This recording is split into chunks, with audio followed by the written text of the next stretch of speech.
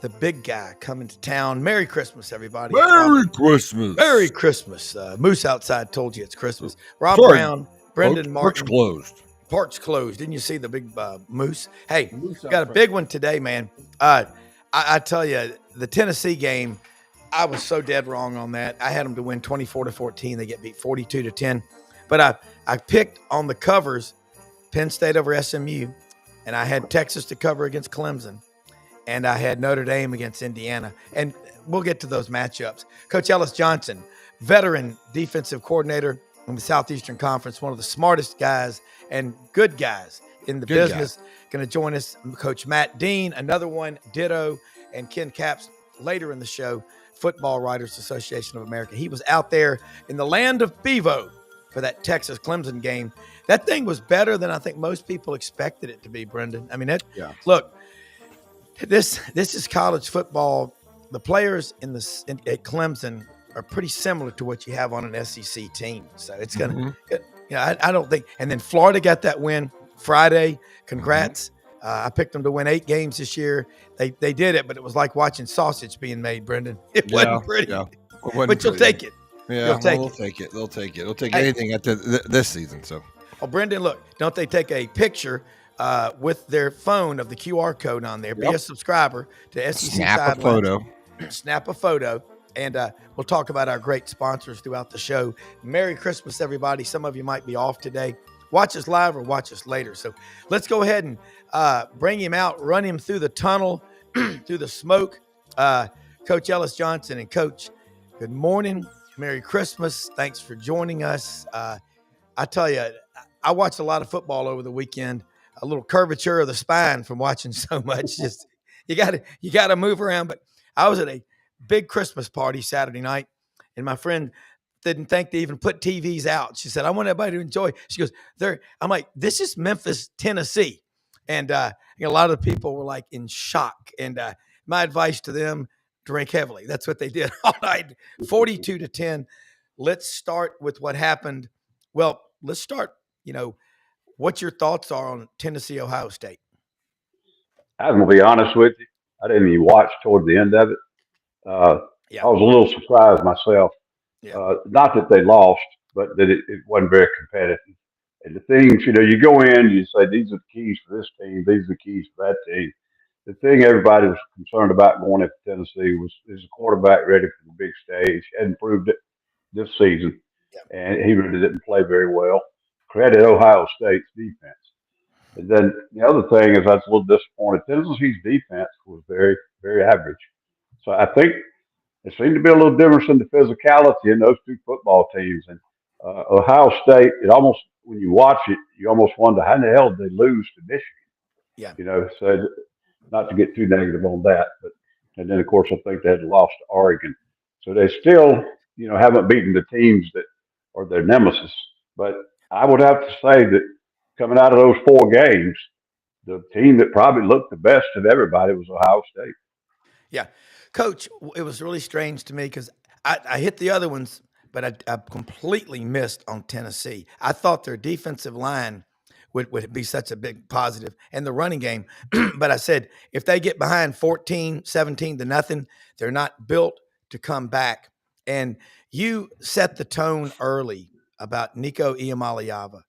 He said he's got to complete some deep vertical passes to open up their offense. And if he can't do that, they're going to struggle. So as a defensive coordinator who's coached on national championship teams at Alabama, at Auburn, we were that close, but I tell you, we won the SEC. Auburn won the SEC championship game, not we, but y'all did. But talk about Tennessee, 10-3. They made the playoff, but what's the takeaway on this team? I just think you have to back up, and some of it's the hype and recruiting and the fact we're paying these guys, and that just puts gas on the fire. I go back and I look at Cade Klubnik last year. I mean, it was a dumpster fire for the first 5 weeks, and everybody's thinking, "Oh, we made a mistake." No, they're young quarterbacks, and they're not quite ready, and all the other things that put the hype on it just make it that much more glaringly a problem. So I think he's going to be a really good player. I think he fits that system. I think Tennessee's got a bright future. Their defense has been upgraded over these last two recruiting classes, and they got some really good coaches on that side of the ball. I just think they're going to be good. I think next year they'll be one of two or three teams in the SEC again that'll be right back in the playoffs. I agree with you. How much did it hurt? Maybe this is an obvious question, but Dylan Sampson only had 3 carries, and he's been the leading rusher in the SEC all season. Yeah, I mean, it's crazy. I didn't. Nothing was mentioned about him having a hamstring problem coming into that game. Yeah. When I looked at the stats, I was thinking, gosh, he didn't have a good game. Well, he didn't play. Yeah. And it was huge. Not to jump around all over the place. It's just like Clemson. Clemson went to Texas with no running game. Yeah. You can't play against them. You can beat some teams on your schedule that way on a given week, overcome it, especially with the performance Cade Klubnik had. But you can't win against really good teams, and that's what's in the playoffs. So if you hadn't got a running game that you can count on at various times of the game, you can't win. And that's how Tennessee's been winning this year because of the young quarterback. They've had to lean on that running game, and it was always there.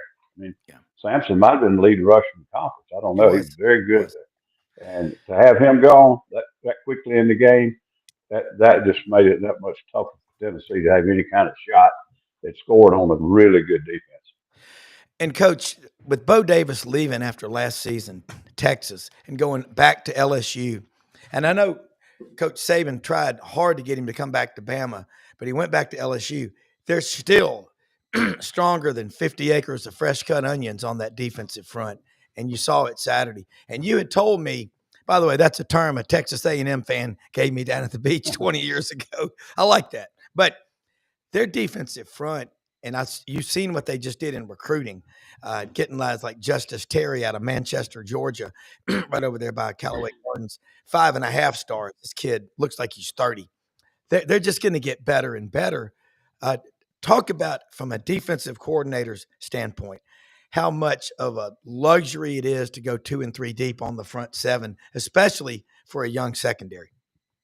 Yeah, it's talking to you on this thing is like trying to, it's like following a map.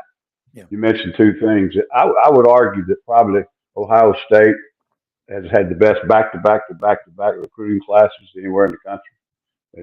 Saban would rival them every year, but they keep bringing them in, man. And when you've got depth in the big guys, it's critical. If you lose a big guy somewhere early in the game to fatigue, you don't get him back. You may get him back out on the field. He may be, catch his breath or something, but a 300-plus pounder does not bounce back, if you will, when they're stripped out. You can take a wide receiver after a 9 route and let him sit down on the bench for a second. He goes back in and he's 100% himself. Yeah. Doesn't happen with big kids. And so they really have that kind of quality depth, and it's talented too. And that makes it so much easier for a defensive coordinator. When you can get pressure and stop the run almost 100% with your down guys, you can play all kind of coverages. When you start having to bring that 5th guy or that 6th guy, it limits the coverages you can show a quarterback. So it's a huge advantage. And I think overall, when you look at those 4 games and you say, give me one word to describe the teams that are still left that won those games, I'd say the defense is extremely impressive. Good quarterbacks, you can't win in this level at this time of year without a quarterback. But the thing that won on all 4 of those teams in the long run was the defense. And, Coach, you're seeing it in the NFL with Bryce Young, the Panthers, Anthony Richardson, Indianapolis. They take these guys, they might start 15, 20 games in college, throw them in the NFL, and they just – honestly, it's like clubbing baby seals. It's just the beating. And we're trying to – now we're looking at Nico Iamaleava, $8 million NIL deal, and I'm sure that's each year $2 million that he stays, I'm guessing. He's going to be a good one. But can you imagine the criticism that kid's going to start hearing and after that game? And you saw some of the comments from our astute viewers. Now that Tennessee lost, we're going to have to listen to crap from all those Ohio State people. Well, yeah, it's part of the game, isn't it? Yeah, they're going to be listening to it from their own people too. Yeah. It is. It's just part of the game. And I can remember vividly when I would do press conferences, as a coach, Yeah. and they would ask me what happened on something, and I'd say, "Well, we did such and such," and they'd say, "You keep saying we, coach. What player broke down on that?" I said, "When we start paying them, I'll start saying them. Other than that, this is we did it." Well, now they're paying them, so now that was a little expression we always used because we didn't want college athletes treated like pro athletes. Yeah. They weren't getting paid. That's Well, right. they're getting paid now. So it's going to change a little bit. If you want to take the cash, you're going to have to take the trash. I mean, you're going to have to listen to it sometime because you think you're good enough to get paid to do this.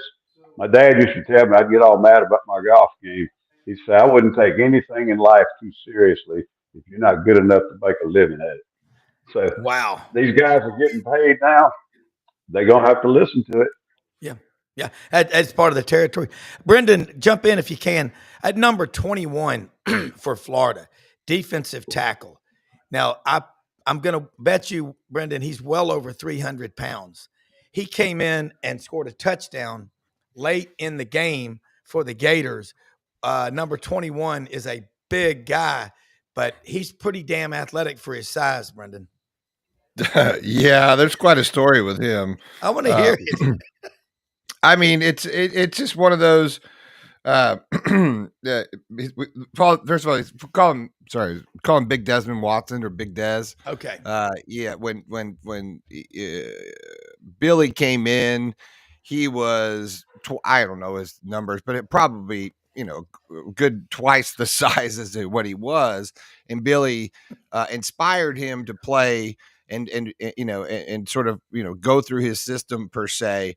And Des just he drank the Kool-Aid and he became one of the coach's favorites, and he came in the following year just ready to play. He dropped a bunch of weight, got stronger, better, faster, and he stayed, and this was the culmination of all of that, several years of being with Billy since he came on. And so he's just got this great story where which is sort of like, the breadth of Billy Napier's career at Florida, which is sort of, in a microcosm, and kind of into one player, I guess you could see, the benefits of great coaching.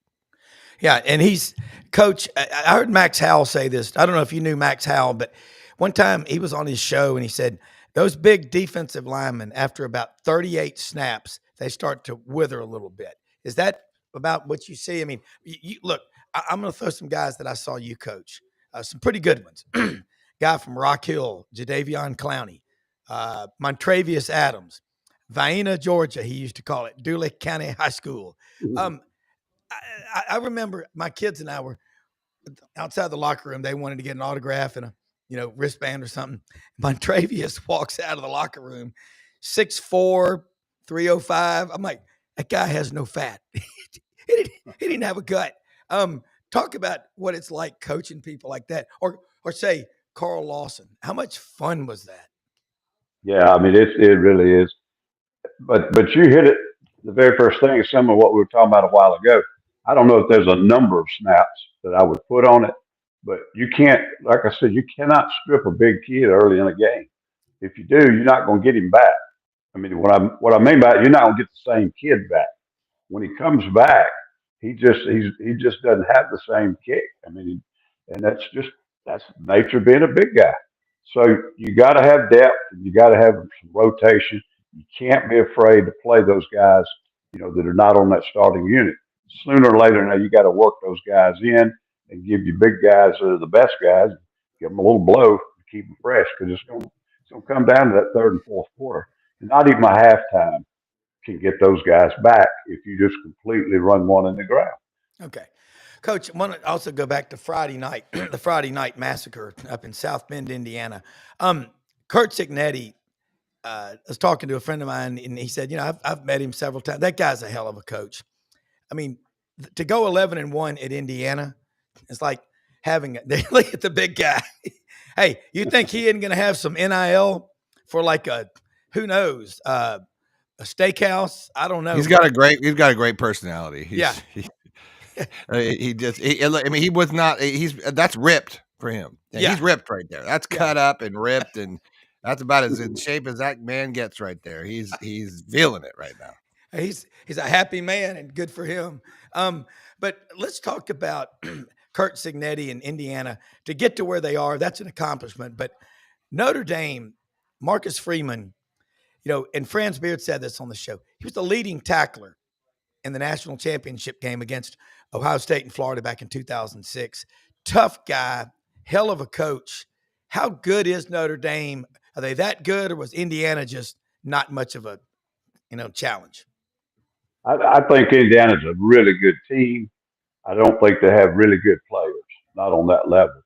And I think you're exactly right. He did an unbelievable job this year. The schedule was questionable, but they're saying that about half the people that got in the playoffs. But when you can't win that many football games without doing a great job of coaching, so that needs to be to his credit. Notre Dame, my concern of the four teams that won the other day, I think they may be the least capable, but they do have great defense. And all four of those teams that won have good enough defenses that they could take the whole thing home. I think Notre Dame is a little short on quarterback. Leonard's a good player. He can move, can run, can put on his feet every now and then if he has to. But at the same time, I don't know that he's a quality thrower on that level. And I think when they start seeing these kind of defenses like Ohio State, Penn State, and some of those guys, I don't know if he can carry that load. Yeah. Coach, you were there at South Carolina with Jadeveon Clowney out of Rock Hill. Is he the greatest defensive lineman you've ever coached? He was the best player I've ever seen in high school. And I was so smart that I recruited him and I signed him and I coached him 1 year and I left. Yeah. But it was a fun year, wasn't it? Yeah, it was a great year, but he didn't even start when he first came in. We had some players, Rob. We had, we already had Melvin Ingram and Cliff Matthews. A lot of guys don't know some of these other ones. They know Melvin, but he was a great NFL player too. But Melvin was actually a more productive player than Jadeveon. But Clowney was so destructive. You could get out of a game and look at the stat sheet and you'd think he was average, but you cut the film on and he destroyed about half the plays the other team ran that day, whether he made the tackle or not. He demanded that kind of attention. A disruptor. The first time I saw him, I went up. I used to coach in that area in high school. Okay. So I knew all those guys real well.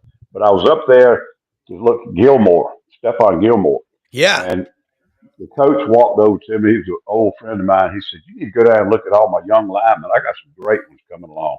Now, this was spring ball. So these guys have been in the ninth grade. He pointed down the field, and I saw the position group down there about 45 yards away. He looked like, I said, "Who is that one in the back of the line?" He said, "That's Clowney." He said, "I got some other good ones down there too." So I walked down there to watch him. Wow. Ninth grade, he looks like a college freshman. And so you see kids like that every now and then. Yeah. And of course, Gilmore was 2 classes ahead of him. And the only reason we got Jadeveon is I got Gilmore. He was the Jim Thorpe of Rock Hill. So he was Clowney was unbelievable at his young age. And of course, we've already talked about what he did in college. Yeah, and I know there was a coach at Summerville, South Carolina, that won over 400 games, and I think that's where the big wide receiver Georgia had in 07, 08, Green, that was so good. Yeah, it's every now and then you see those kind of guys, and you're like, wow, he's got it. All right, Notre Dame though, can you think they can win the whole thing? I know you said Riley Leonard.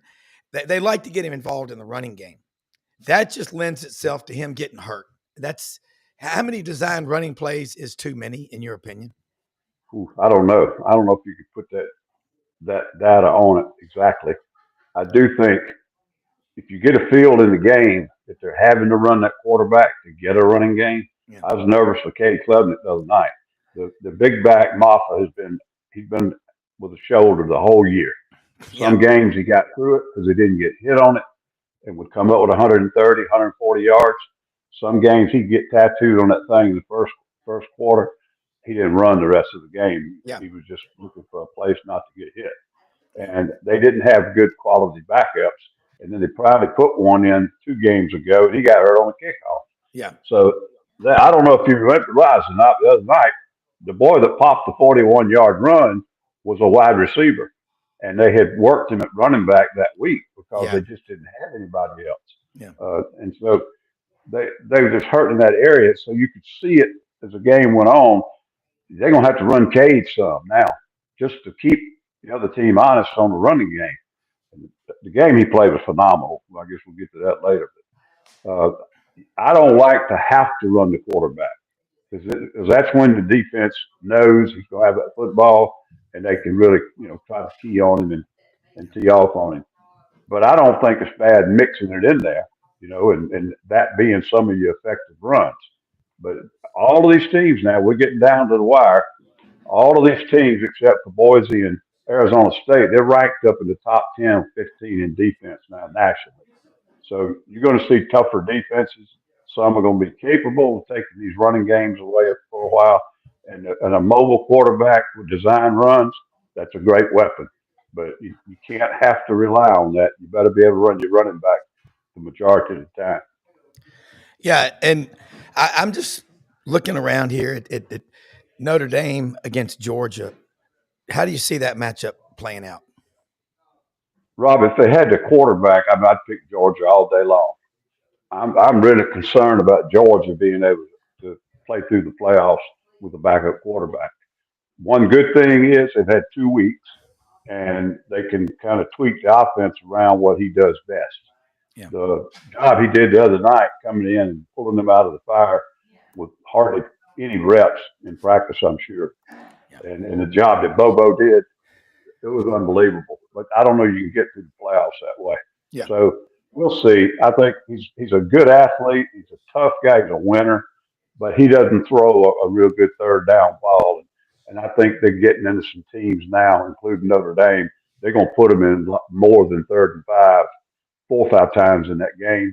And when they do, it's going to be a liability. They're either going to have to, try to run a draw or a screen and get out of the series, or they're going to have to let him throw the ball vertically down the field. And I think that's trouble waiting.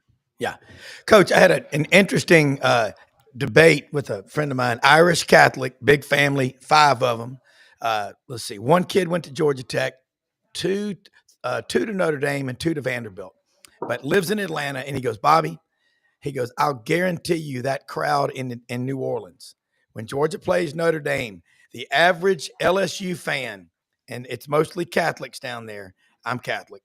They're going to be pulling for Notre Dame over the SEC. So I did a random survey of a lot of my LSU guys, and one of them said, if the devil were playing Alabama, I would be wearing a pitchfork and red horse. And I said, seriously, y'all aren't going to pull for the SEC. But it got one of them, Jimmy Ott, who's on the show with us. He said, in New Orleans, yes. Baton Rouge, no. But I think it will be probably about a neutral crowd down there. So it ought to be fun. And of course, that was where our national championship was played. Rob, that is the oldest dome. Remember when the domes started to become faddish, they started building them. I remember flying in to play Tulane my senior year of football. We played them down there and then played in the old Sugar Bowl.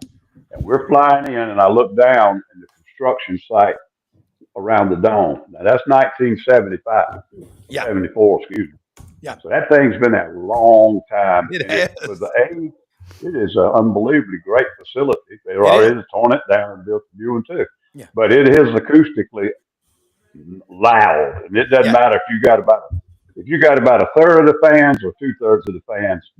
They can still make it loud for the other team. Yeah. I don't think the crowd and who's got a few more than the other ones is going to be that big a deal. I just think Georgia's got to find a way with the backup quarterback to put some points on the board. I'm going to be very surprised if they don't stop Notre Dame damn near cold. Yeah. Coach Matt Dean on here with Coach Ellis Johnson.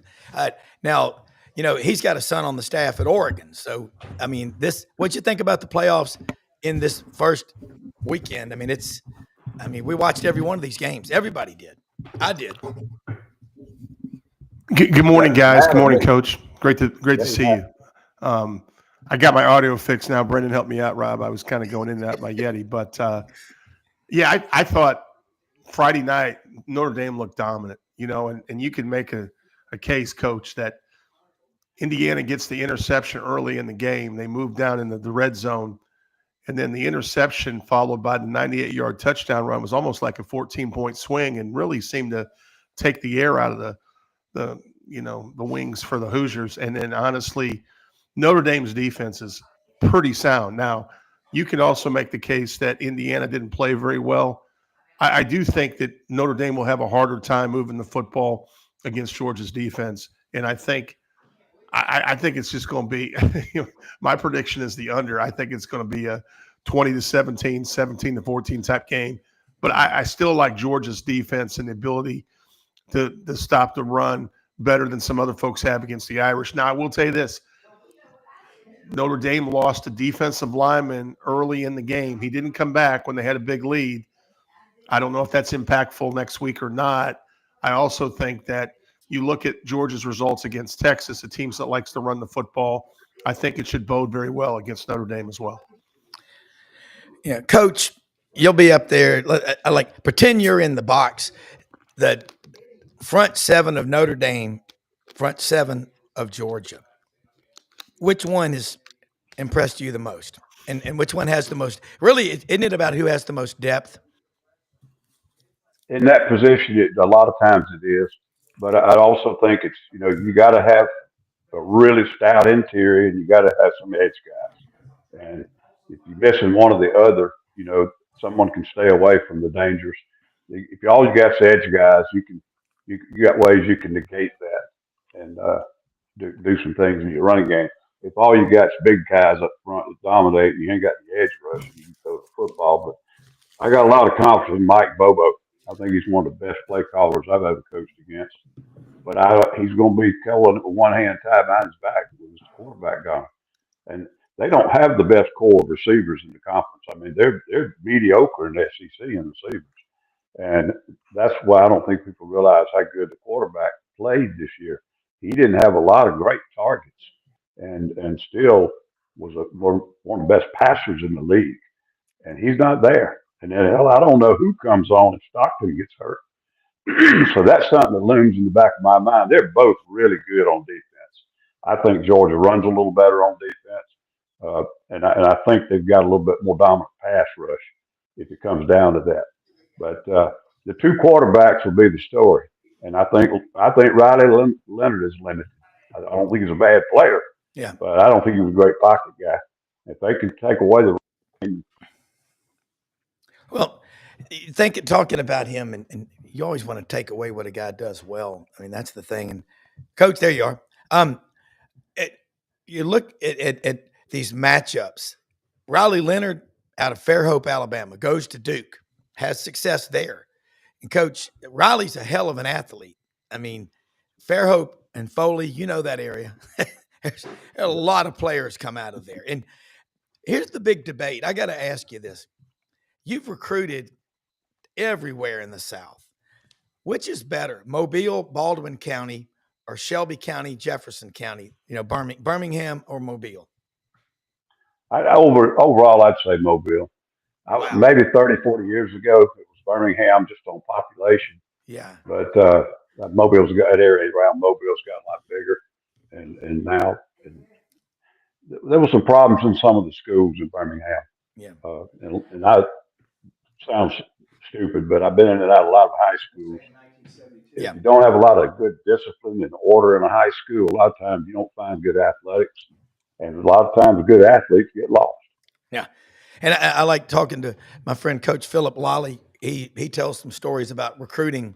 When you go in, the first things that you're looking for, there's a checklist, there's just certain things. I had a coach tell me one time, and I don't know, Matt, if you were on here with us, but he said, when I go to visit a kid, if he was disrespectful to his mother, it was over.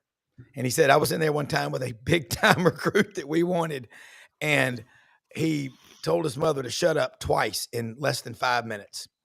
And I got up and said, where are you going? He goes, you're not going to fit our program.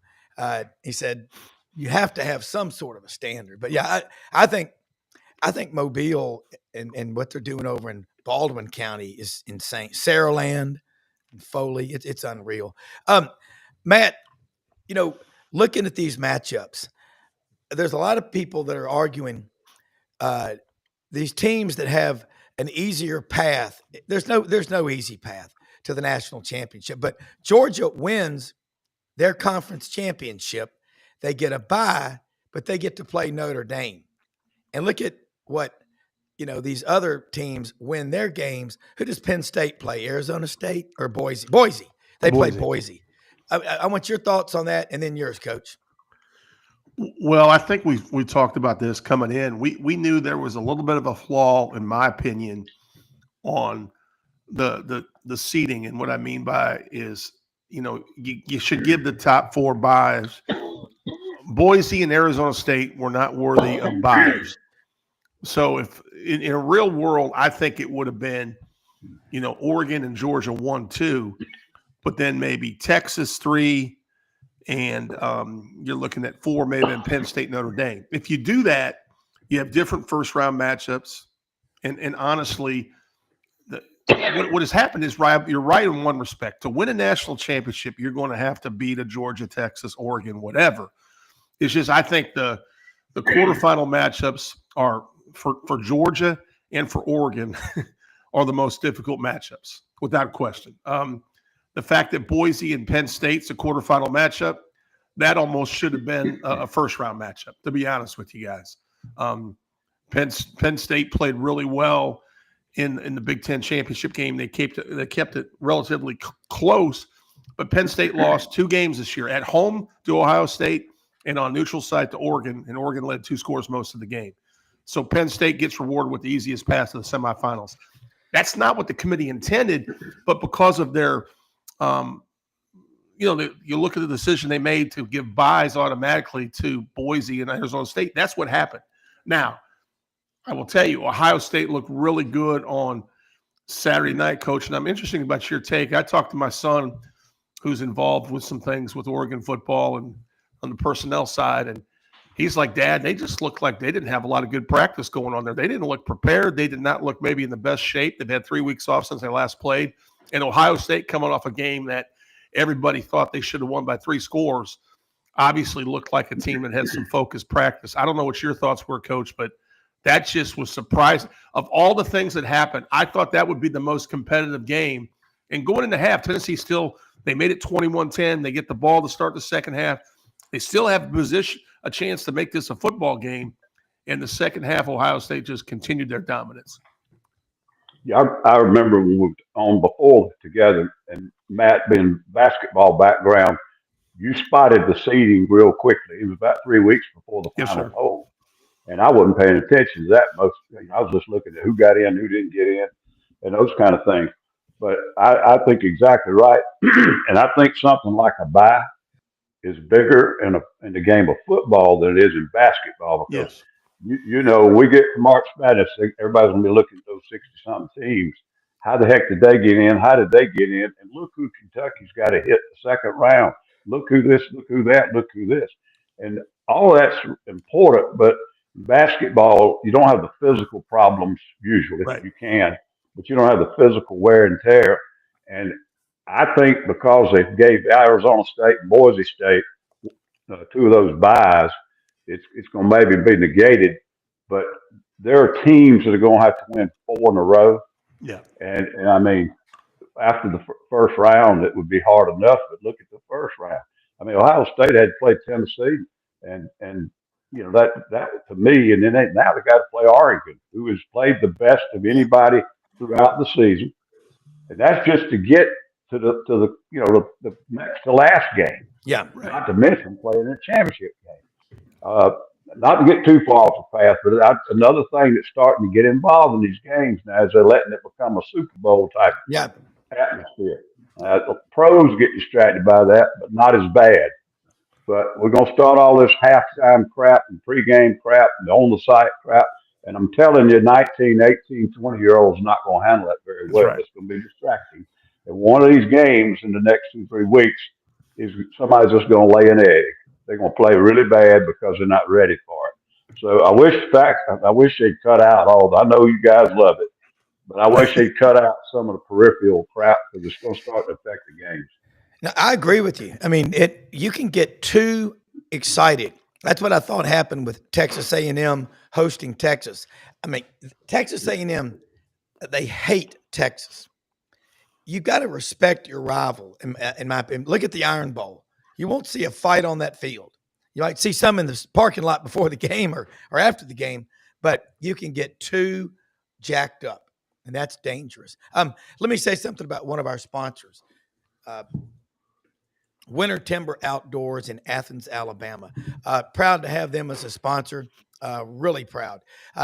Take a picture of that QR code, Winter Timber. They are in Athens, Alabama, but they're going to grow in the footprint of the Southeastern Conference. They just broke ground about 3 weeks ago on a new store in Auburn. Should be open by June, maybe earlier, weather permitting. They have over 2,000 shotguns, rifles, and handguns in the store. The staff is well-trained. They're competent in the shooting sports. If you're a deer hunter, dove hunter, duck hunter, big game, moose, elk, Dall sheep, rams, you're going out bear hunting, they've got everything that you need. Kenny Winter, the CEO, Dylan Monroe, the COO, they've got a plan. When you go in there, let them know you heard about them on SEC Sidelines. Take a picture of that QR code, put it in your phone, and order. They do direct shipping anywhere in the United States. Big Sitka gear dealer, Dixie Decoys. They've got all the gear that you need, deer stands, stuff to build your food plots, decoys, everything. It's the most beautiful sporting goods store for the shooting sports, for the outdoorsmen that I've been in. And it's owned by people in the South that hunt, they're outdoorsmen, and you will love working with these people. They even sell Migra ammunition. They've got binoculars, scopes. They've got everything. Winter Timber Outdoors. Merry Christmas. Proud to be associated and have them as a sponsor. To both of y'all, and I want Brendan to jump in here if he can. I know he is doing, there's a lot going on, but I love his takes because he was on the sidelines for that Florida Tulane game Friday. And Coach, before the season, when we were picking the games, I said, I believe Florida wins 8 games. Now, it was like watching sausage being made. It was a tough way to get there, but both of y'all, Lagway, he was big, but just from what y'all watched of Florida this year, and both of y'all are coaches, where did you see the team take the turn that started all this momentum? I don't know if it had anything to do with the turn, but it happened about the time they. Well, Matt. There's Coach. Yeah. Well, there was Coach. I think the way they handle adversity, I think before the LSU game, there was a lot of talk going on about, is this going to be Billy's last year? And then once they beat LSU, it seemed like, from my standpoint, I'm not a football coach, but that seemed to swing the confidence level and really, obviously the Ole Miss win is huge, but I thought it started maybe a couple weeks prior. Yeah. And Coach, what about the turn for Florida? It's 20-20 with 7 minutes left in the world's largest outdoor cocktail party in Jacksonville. And then DJ Lagway, I think, strains his hamstring. I don't think he tore it or pulled it, but they didn't win. But Billy Napier, where did you see the turn? I apologize. That thing's cut off when I get a phone call. That's fine. I turned 73 today, so I'm getting a lot of calls. Happy birthday, Happy birthday, man. Coach. Damn, you look great. Hey, I'm 73. I want to have hair like that. It's got, as Brendan said, he's a movie star and he's smart. Yeah. Happy birthday. Yeah, this is the big screen for me. But I think Matt basically said what I was getting ready to say before I got cut off. It happened about the time that the AD came out and made it clear they were not making a change with Billy Napier. And whether that did it or not, I don't know. But I know that would help the football team if they wanted that coach to stay. It would make a lot better environment for a football team, especially locker room and the confidence level and all that. So I can't put my finger on exactly when it happened, but I'm glad it did. And I'm not a Gator fan, but I like Billy Napier, and I'm certainly not an anti-Gator. And I think it was the right choice, and I think that they've got some talent there. Yeah. They had such a crazy musical chairs with the quarterback position early in the year. I don't know if he handled it right or not, but I understood every reason he did it when he did it. But Lagway finally being able to take over that job and what he brings to the football team, that was huge too. And I think he got a bright future. I think they're going to win 9 or 10 minimum next year. I do too. I think I definitely do. Michael Sag, one of my friends, the biggest Green Bay Packers fan I know, said, "Tell Coach Johnson, happy birthday.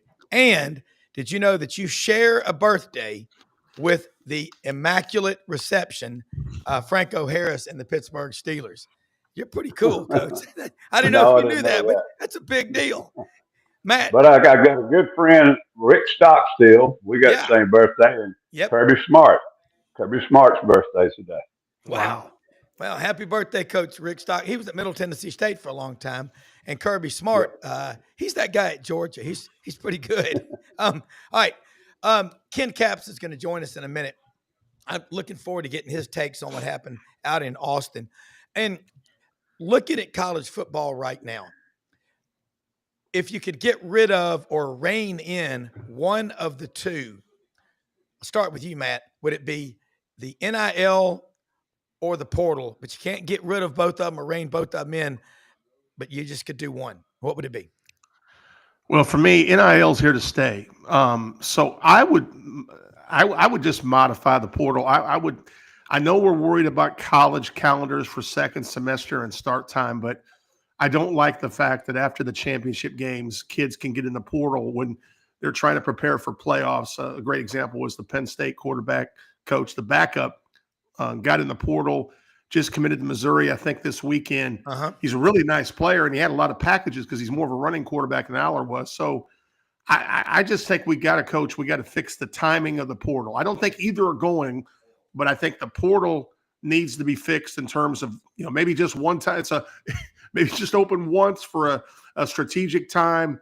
And maybe also with that, Coach, I would maybe just go to February, get rid of the early signing date, put everything back to February, and have a later portal so you can give these coaches a chance to prepare for the playoffs with a full deck. And also, Coach, I think this also helps the longevity of coaches, because what's happening is because of the signing dates and the portal being opening, coaches are getting fired late in the season, whereas maybe if it wasn't because of that, they may be able to hang on and have an extra few weeks. That's just my initial thoughts. Good point. Great points. In general, I totally agree. I was asked this question in a different way the other day. I said, Coach, if you were still coaching, could you do with this NIL and this portal stuff? I have no problems with the kids getting paid. They're the ones that fill in the stadiums, okay?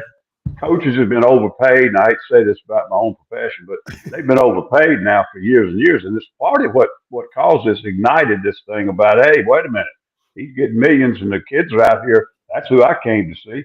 That's right. I don't care what you're paying it, but I don't like the portal. I absolutely despise it in general, totally. Not only when they have them, but the fact that they have them. And I think, you need to be able, a kid needs to get one, maybe. Yep. And hell, I transferred when I was in college. I'm not saying there's not a situation that causes it occasionally that is justified. But this thing of being able to hop and skip where you want to, we're teaching them the wrong stuff. There is no decision in college sports right now that the kid doesn't win. And some of the stuff should have been done because kids were being not abused, but taken advantage of to a degree. But most of it, we're setting these kids up for failure down the road. Yeah. And it'll come about. Nobody will talk about it because just like NFL, they don't talk about the minimum guys. They talk about the guys that signed the $1 billion contracts.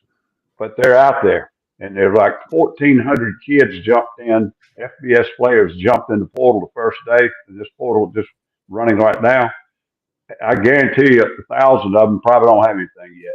Yeah. Nobody will keep up with that. Nobody will track that. They just want to track the guys like Matt was talking about that went from Penn State to Missouri. And they say, oh, what a wonderful thing if the kid can get to another Power 5 program and have a career. I agree with that, but you don't talk about the ones that got in. They're going to be standing on the sidewalk in about 5 years, meaningless degree or no degree in their hands, don't have a clue how to go work through problems in life and do things. The portal is really, it's bad for college athletes. They might not think it is, but it is. Yeah, it's a disaster. And I'm telling you, if you transfer from one college to another, you're likely going to lose a lot of hours in your major. And without accountability, you ain't got shit in life. And it's ridiculous. And I despise the portal. I mean, yeah, I can understand every now and then, but you're supposed to be teaching these kids lessons of life. And we are allowing a bunch of weak, spineless, feckless people to run college football into the ground. And I have the pleasure of introducing Ken Capps, one of my favorite people. Coach, both coaches. Morning. How about that sweater he's got on from Bucky's? That's fantastic. And it's, by the way, Ken, it's Coach's birthday today. Happy Bucky's birthday. Happy birthday, Coach. Thank you. All right. Christmas, you're a Christmas baby, huh? Almost. My mother's birthday is Christmas Day, so we are very close. Oh, really? Okay. Well, happy birthday to your mama. Yeah, 2 days. All right, let's talk about what happened out there in Austin. I watched that DKR crowd, everything. Jimmy McDavid, John Vogel, two of my friends I graduated with, Texas fanatics. John's brother Mike played at Texas with Earl Campbell. I watched it. Those people are starting to learn what it's like to be in the SEC. Clemson presented a lot better challenge than most people thought. Well, you're exactly right. And, I said that on Friday. I said, I think this game is going to be a lot closer than people think it's going to be. But to me, and what I thought was the coolest thing of all time was the drama and the melodrama inside this game of Cade Klubnik, who went to Westlake High School, which is 7.2 miles. I looked it up, 7.2 miles from DKR, Texas Memorial Stadium. And his teammate on the other side of the ball from Michael Taft, who plays for Texas, both played on the state championship game in the state championship game and won the state championship game in 2020, Westlake versus Southlake, when who was the quarterback at Southlake? That would be Quinn Ewers. Yeah. So I said to my wife before the game, and my wife and my daughter, I was so thrilled they were down there with me at the game this weekend. I said, wouldn't it be cool if somehow Klubnik and Taft decided this game themselves? And as it turned out, they did. Michael Taft not only stopped Klubnik once, but twice on a third down and a fourth down, deep in Texas Tech territory. Once on the 1 yard line, Taft tackled Klubnik on 3rd and 1 from the Texas 1 and got him so they didn't score. Fourth down, they didn't make it. And then with 1:25 to play, Klubnik and Clemson are on the Texas 25, 4th down and 2. If Klubnik and Clemson score here, it's going to be a one-score game, and it's going to be, it's going to be right down to the wire. And who breaks up the pass and knocks the living bejesus out of the receiver? That would be one Michael Taffy. And so I am so proud of those Westlake boys for getting after it there at DKR. And of course, Rob, me and you were texting at the game. I mean, 292 yards rushing for the University of Texas. That's DKR wishbone days. Jim Bertelson, Roosevelt Leaks, Steve Woo Wooster. Texas hadn't run for that many yards in years. And, Clemson was said to be prone to the, to the run. And boy, did Texas really exploit that. It looked like at the very beginning it was going to be one of those other CFP games where the home team runs away with it. But Klubnik threw for over 300 yards and 3 touchdowns. The Westlake boy from right down the road and kept it close. And I'm telling you, we had such a great time at that game. And you're right, it was such a great atmosphere and felt like an SEC game. And of course, I've got some relatives out in Alabama who aren't real Clemson fans. And so they were texting me before the game saying, I hope Texas destroys Clemson. And they didn't destroy them, but they sure put them in their place. And of course, now, it's on to the Peach Bowl to play Big 12 champion Arizona State. Matt, I think you said you had to hop off at 50 after, but stay if you can. Stay a little longer, pull off your shoes, stay a little longer. Great line in a Willie Nelson song. Matt, jumping here with Ken Capps, Football Writers Association of America, one of the best college sports writers out there. Hey, Ken, one of the neat things on game day, and you may know this, was they had a story about the two quarterbacks and also Michael Taft. And it was really special. I didn't know that existed. And then give Clemson credit. I thought you guys were going to just, boat race them. And then they made it 31-24. And then your running game would not let you down. You had another big run to make it 38-24. And like you said, I think it was 3rd and goal in the 1 or 2 when that happened with that big play. If they get in and make it 38-31, there's still plenty of time left in that football game. But ultimately, I was really – two things. I was really impressed with the O-line and running backs at Texas, and I knew that, but I didn't know that Clemson, it was almost interesting because anytime there was a situation when Texas needed a big play, it wasn't via the pass, it was always via the run. And they're going to be favored against Arizona State. I don't know that doesn't matter, but and then the Cotton Bowl's in your backyard. So, right.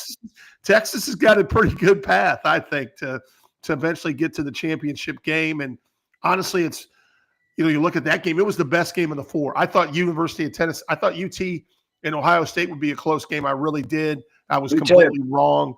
But Texas, it was a close game, but they were never in doubt. It was always pretty much a 2-score game for the most part. And I'm telling you what, a lot of excitement. I'm guessing the Fiesta Bowl is that where the next game's being played for the Longhorns? No, they'll be in the Peach Bowl in Atlanta. We're coming back to Hot Atlanta, and we're going to see Frank Duffy this time around. Well, listen, you guys will travel extremely well there too. I would think that. Now, I will tell you, Arizona State, it's going to be interesting. They have one of the most unique backs in college football. Scadaboo is a really big kid. So it's going to be interesting if and Kenny Dillingham, my son was on his staff at Oregon. When he was the offensive coordinator for Dan Lanning. He's done a really nice job there, especially after his first year. They were 4-8. So I'll be curious. Can Arizona State stay in the game for 4 quarters? I'm real curious about that matchup. Yeah. Well, these guys on this show, they're always talking about, the odds and the point spread and everything. I always tell them, I've still got a 14-year-old daughter that I've got to put through college. So I'm not a betting man, but I saw something the other day, and and of course these things are all over the place. Coach knows this as well. I'm sure that's another thing that irritates him, just like the portal. But I saw a thing the other day that said that after this weekend, that Texas had the best chance of winning the CFP and the whole shebang. And I still think that Oregon is going to be the toughest. Is going to be the toughest game. And if all things would work out, I think it would be Texas and Oregon in the Cotton Bowl if things got that far. And boy, that would be a whale of a game for the Cotton Bowl. You're right down here, about 10 miles west of me here at Jerry World. And so we'll see. But I'm just telling you. I really liked your point because Texas and Clemson, man, that felt like big time college football. You've got Dabo down there on the sidelines. I was watching him, working the refs the whole time. They even, the one thing we talked about, me and my seatmates, we talked about on the big 4th and 1 spot. Where right before the spot, they called it was 4th down. So Arch Manning came in and then he fumbled, and that gave Klubnik and Clemson a chance to run down the field again. And that's when Taft stopped Klubnik for a second time on the broken up pass. But you know what? Have y'all noticed that there are never any chain marks anymore? That was like the first time I've ever seen, maybe this year, at a Texas game, a referee saying we need a spot, and they bring the chains out on the field. Why has that gone away? I don't understand that. They used to be all the time. I agree with you. Let me say something real quick too. One of our viewers, I love him. He's one of my best buddies. I love this guy, Paul Wickenheiser, the Burgermeister, watching the show this morning, guys. He's up early in Reno, Nevada. So, Coach, he is a dog for life, a DGD as they call him, a damn good dog. But Paul moved out of Memphis about 11 years ago. We miss him and Tracy and their family. Just some of the best people you will ever meet. So, Paul Wickenheiser, you're a damn good man. And Coach, tell him real quick, give him kind of your Cliff Note version of what you think Georgia will look like if Gunnar Stockton is the starting QB against Notre Dame. That's why he's up this early, because he wanted to ask you what you thought about that. I love this guy. Say hello to Paul. Hey, Paul. I think what you'll see, sort of like I was. If you go back to when Bobo had, gosh, I can't do it. Was a little short kid. It was a good quarterback, most underrated SEC quarterback in my tenure. No, gosh, I can't believe I can't spit his name out, but I'll get it. But I coached against him at South Carolina, and then when I got to Auburn, I had to start coaching against him again. But he was in between. Yes, he was in between some other big time names. Yeah. Murray's the most underrated quarterback in the SEC in the last 20 years. But I think it'll look a lot like that. They used to run a lot of slip screens to the backs, a lot of RPOs with the ability to throw and throw the hitch off of it and all that. I don't think that they will try not to have to get into a pocket game, because they're not going to survive Notre Dame's defense if they have to throw out of the pocket and stop them. But they've got good enough players in other spots. ATN needs to get healthy. They've got to have a back there that can break 2 or 3 during the game. But the kid's a winner. He's a tough competitor. He's getting all the practice time now. It's been extended practice time with 2 weeks. So I think they'll be okay, but they're going to have to put up, 21-28 to win that game, I think. Okay. Here you go, Herr Burgermeister.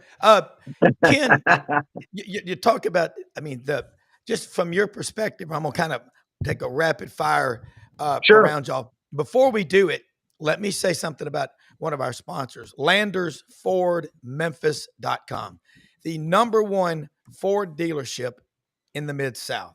And what I love about our sponsors is that they are invested in the communities, the states, and the regions where our viewers, most of them, live, work, and spend their money. They're open Monday through Saturday, 7 a.m. They're open right now. Service department, those guys are probably there, Coach, guys, 5:30 or 6, but they open 7 a.m. till 7 p.m. Sales department, same thing, 8 to 7.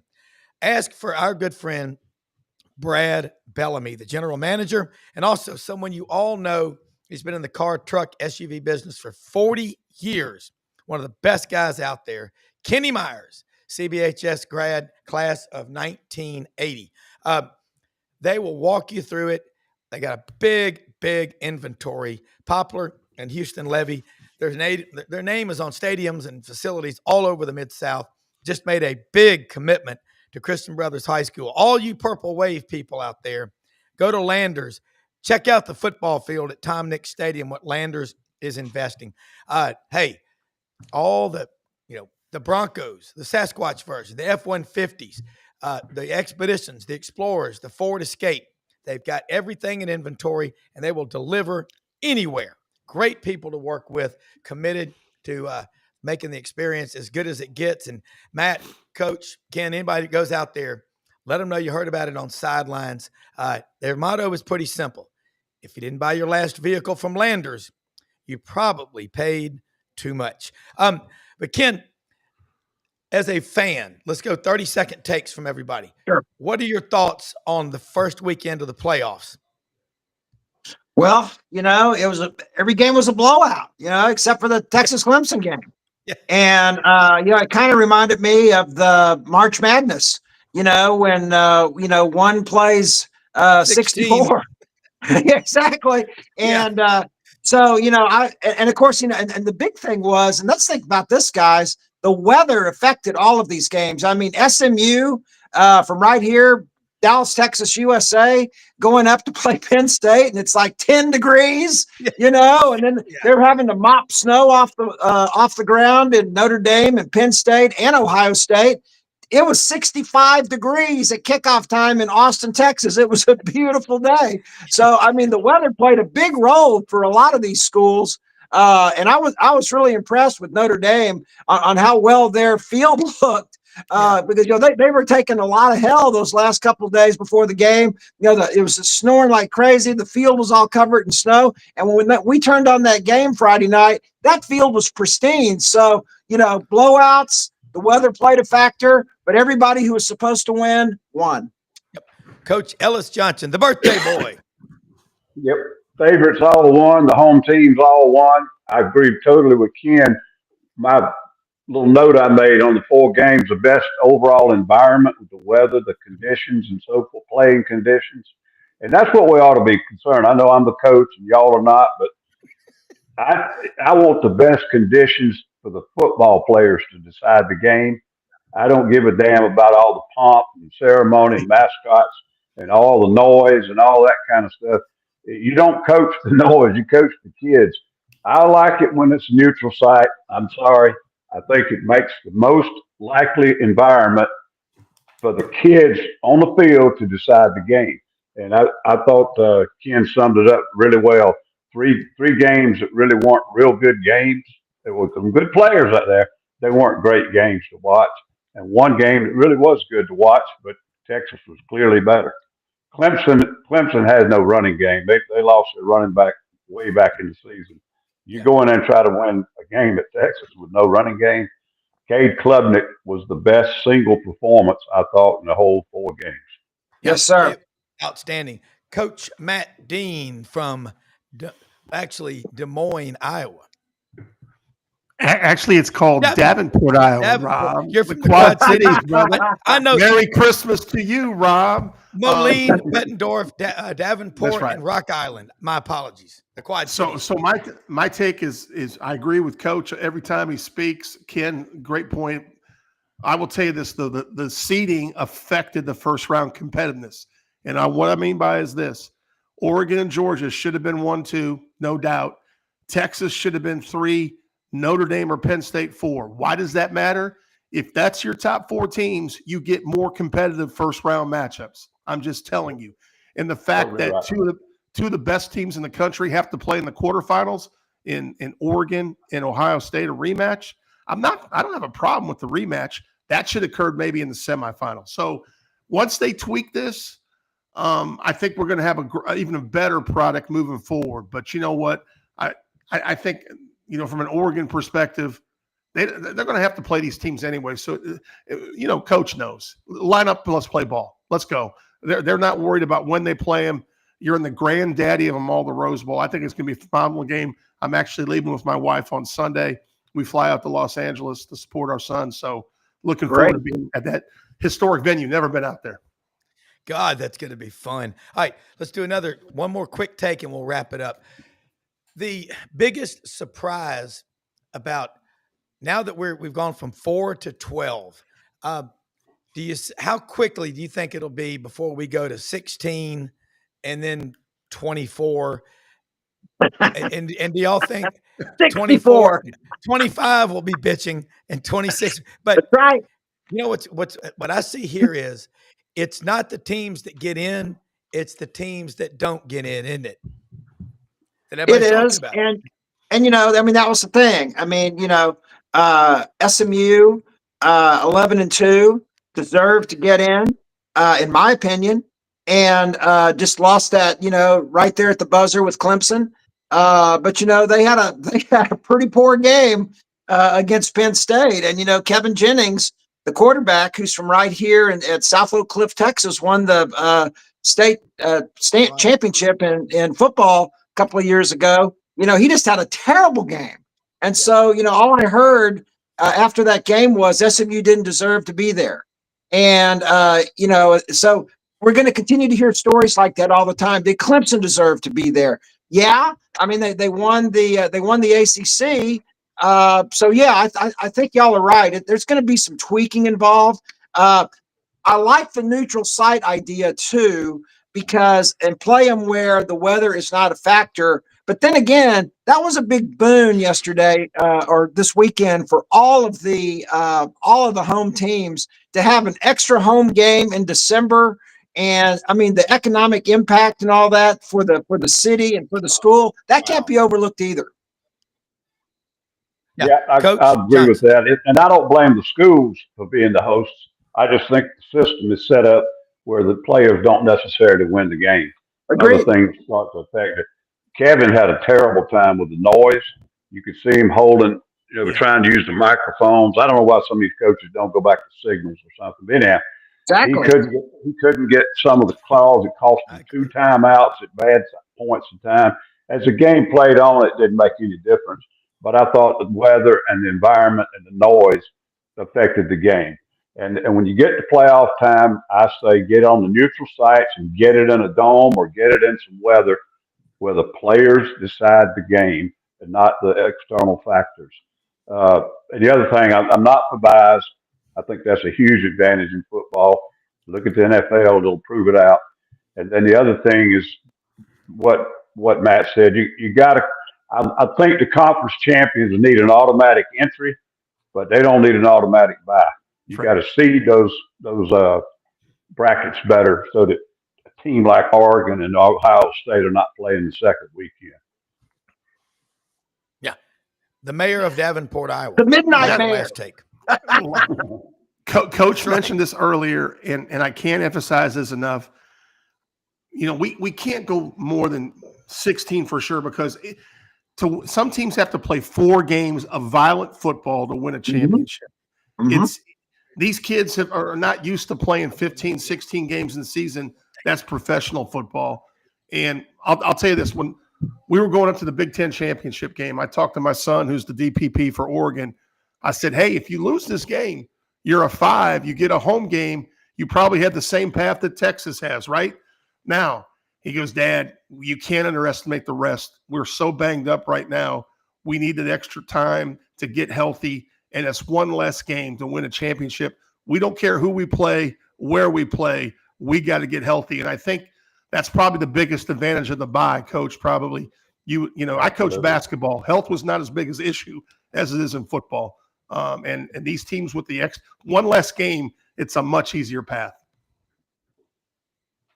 All right, guys, great job today. Merry Christmas to y'all. We'll see y'all later in the week, and I'll let y'all go. Enjoy. Happy birthday, Coach, and have fun with your families.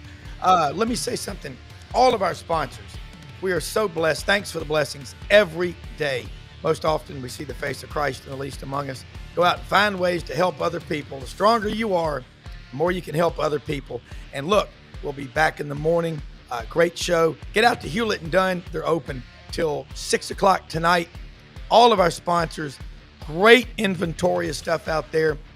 You've got a lot of time today, and I'm going to go pick up my son Max coming in from California. Looking forward to it. For executive producer Brendan Martin, who always kicks ass, God bless you. See you tomorrow.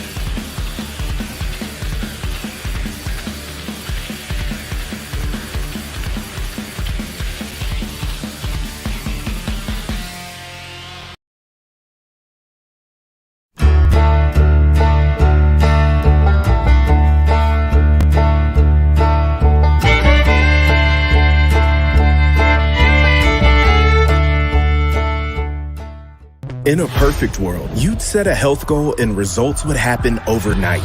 In this world, the real world, it takes time, dedication, and the right support to achieve your best self. The Vitamin Shop's health enthusiasts are here to make sure you're not wasting a single moment on the wrong supplements. From the highest quality sports nutrition and superfoods to the most sought after trends, you'll find a huge variety of science-backed solutions for every goal. And the people to help guide you along the path to greatness. Unbelievably, every 2 minutes in our communities, a child is either bought or sold for sex. I am R.A. Dickey, board member for the Nashville Anti-Human Trafficking Coalition. Join me and millions of others in our fight against human trafficking and for its victims by helping to educate the most vulnerable among us, our middle and high school students. Go to nhtcoalition.org, become a partner, and help keep our families safe, because none of God's children are for sale.